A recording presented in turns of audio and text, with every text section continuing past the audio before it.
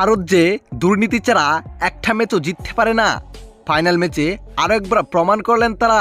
দর্শক, দুর্দান্ত ব্যাটিং করতে থাকা টিম সৌভিয়েটের আউট নিয়ে এমন দুর্নীতি করলেন ভারত, যেটা স্পষ্ট ক্যামেরায় ধরা পড়ে। তবু আম্পায়ার এটিকে আউট ঘোষণা করেন। ইজি দেখা গিয়েছিল, চক্কা হয়েছিল। দর্শক, উল্লেখিত এদিন শুরুতে ব্যাট করতে নেমেছিল ভারত। শুরুতে ব্যাট করতে নেমে 5 উইকেট হারিয়ে 255 রান টার্গেট দেন তারা। ইরানের লক্ষ্যে ব্যাট করতে নেমে একের পর এক ব্যাটার ব্যর্থ ছিল নিউজিল্যান্ডের।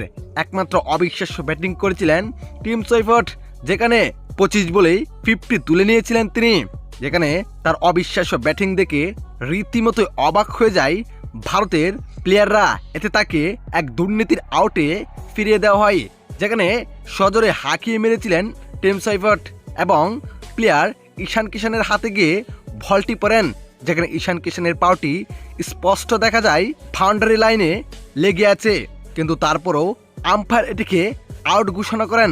কিন্তু ক্যামেরাতে স্পষ্ট বোঝা যায় এটি চক হয়েছে। আর এমন দুর্নীতির আউট হয়েই টেবিলে এনে ফিরে যান তিনি। নয়তো দর্শক, অবিশ্বাস্য ব্যাটিংয়ে ম্যাচটি জিতাতেও পারতেন টিম সৌভিয়েট, কেননা মাত্র 25 বলেই হাফ সেঞ্চুরি করে ফেলেছিলেন তিনি। তো দর্শক, আপনাদের কাছে কি মনে হয়, এটি কি সত্যি আউট ছিল নাকি ভারতের দুর্নীতি? জানিয়ে দিবেন আপনার মতামত এই ভিডিওর কমেন্ট বক্সে। ধন্যবাদ।